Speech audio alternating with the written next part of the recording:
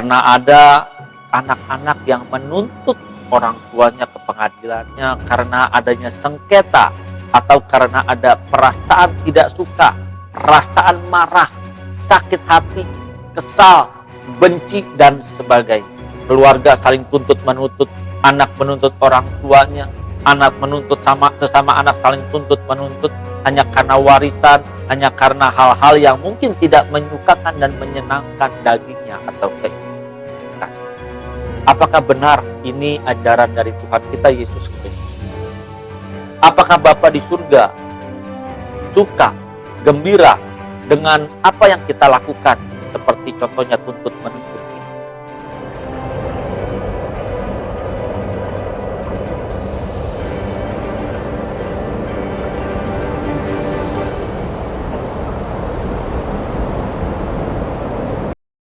Salam Bapak Ibu Saudara yang dikasihi oleh Tuhan kita Yesus Kristus. Kita bertemu kembali di dalam channel CPS Television bersama dengan saya Budi Putra. Bagi Bapak Ibu yang belum atau yang baru pertama kali mengunjungi channel ini dan belum menekan tombol subscribe, maka saya mengundang dan mengajak ayo tekan tombol subscribe di channel CPS Television agar Bapak Ibu dapat menerima notifikasi ketika ada video-video terbaru yang saya upload. Kita sering sekali melihat di dalam kehidupan kenyataan banyak sekali yang anak-anak atau keluarganya menghadapi masalah.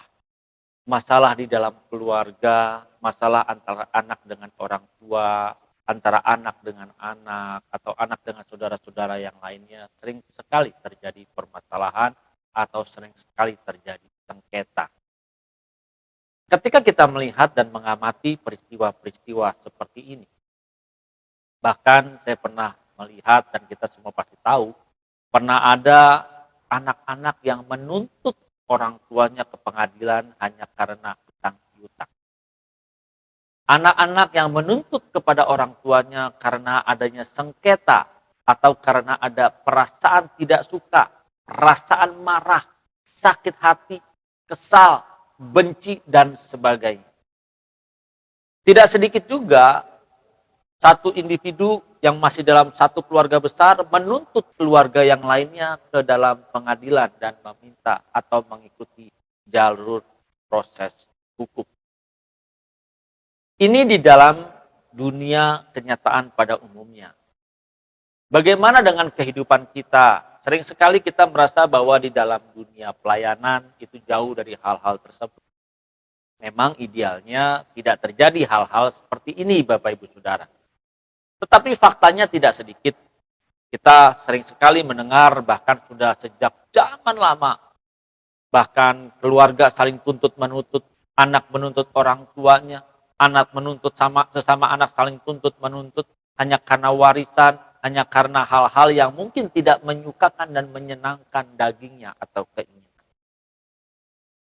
Melihat fenomena atau kejadian seperti ini, justru kita harus merenungkan, apakah benar ini ajaran dari Tuhan kita Yesus Kristus?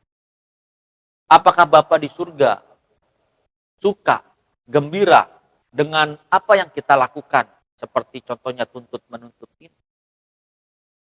Kalau kita memang belajar kebenaran, kita belajar bagaimana menyukakan hati dan perasaan Bapa di surga, seharusnya kita memikirkan dulu.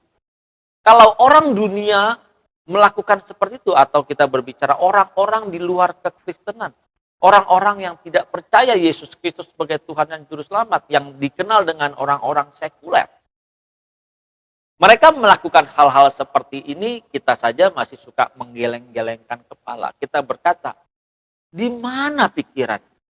Di mana akal budi? Kalau orang tuanya salah pun, ya diselesaikan saja dengan baik-baik di dalam keluarga. Tanpa harus mengumbar aib orang tuanya kemana-mana. Tanpa harus mempublishnya kemana-mana supaya kesalahan orang tuanya diketahui.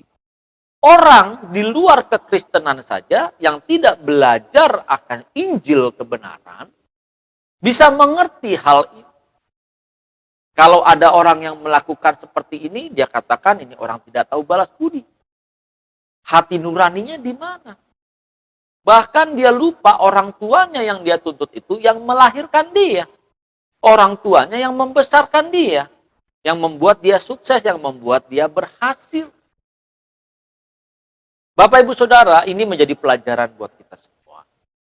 Ketika ada hal-hal ini terjadi, kita mengambil pelajaran. Ingat, Allah turut bekerja dalam segala sesuatu untuk mendatangkan kebaikan bagi setiap orang yang mengasihi. Ketika kita mengasihi Tuhan, pasti banyak hal di dalam kehidupan kita tidak suka dengan sesuatu yang tidak menyenangkan daging kita. Kita marah, kita kecewa, lalu kita bisa saja menuntut. Justru kita harus belajar semua peristiwa itu untuk merubah karakter kita. Kita semua tidak ada yang sempurna, Bapak Ibu. Kita semua belum perfect di dalam kehidupan ini. Justru peristiwa-peristiwa itu yang membuat kita belajar berubah. Melalui pelajaran-pelajaran seperti ini, di mana kita melihat kehidupan orang banyak yang dari dunia ini, yang mengikuti cara-cara dunia ini, mereka menghalalkan semua cara-cara itu. Mereka menghalalkan cara-cara yang seperti ini. Nah, kita harus belajar bagaimana kita dapat menyukakan dan menyenangkan Bapa di dalam kehidupan. Untuk dapat menyukakan dan menyenangkan Bapa, berarti kita harus bergaul dengan Bapa di surga. Ciri-ciri orang yang bergaul dengan Bapa di surga, ciri-ciri orang yang belajar Injil kebenaran yang murni, maka karakternya akan terus diasah untuk mengalami perubahan. Berarti kita bisa melihat cara hidupnya berubah, gaya hidupnya berubah, cara berpikirnya berubah. Kalau cara berpikirnya selalu negatif thinking, orang yang negatif thinking selalu berusaha mencari-cari kesalahan orang. Bahkan yang bukan menjadi kesalahan pun dia buat menjadi kesalahan atau dibesar-besarkan. Apalagi kalau itu pun memang benar-benar salah. Even itu salah sekalipun, apakah Bapak di surga suka dengan cara kita seperti itu? Apa sih yang mau kita dapat, Bapak Ibu?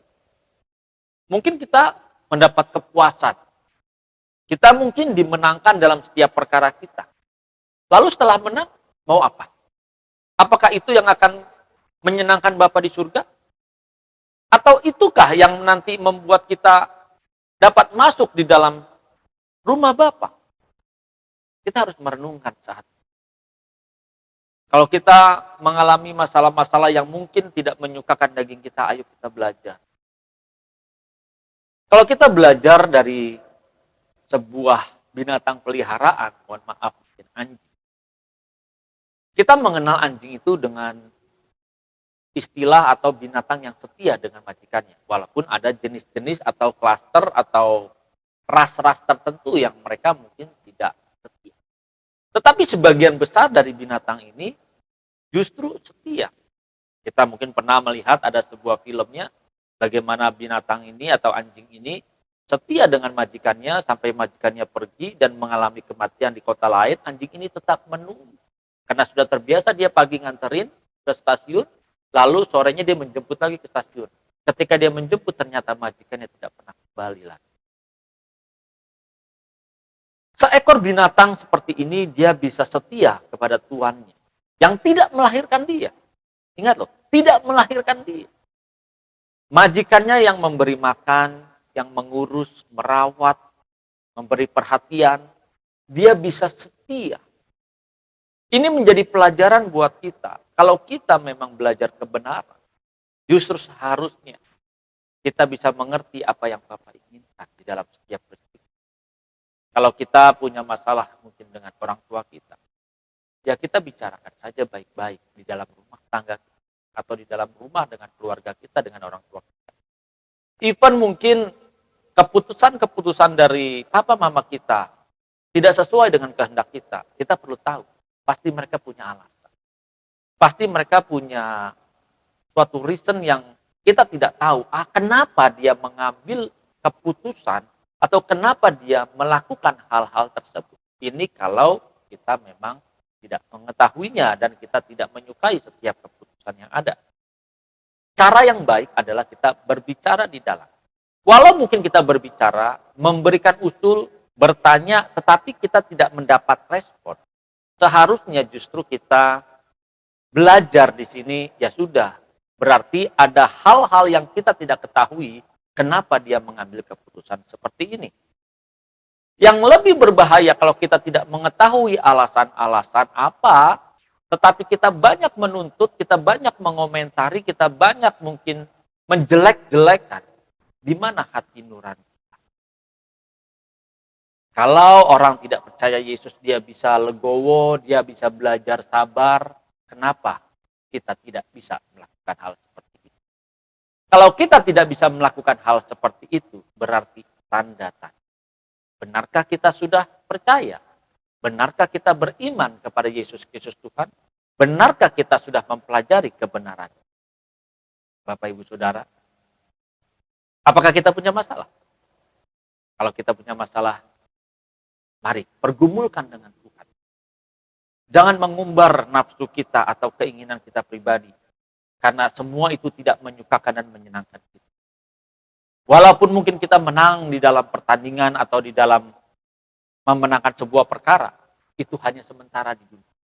Kalau itu hanya menyenangkan daging kita, tetapi membuat kita binasa di dalam kekekalan, buat apa?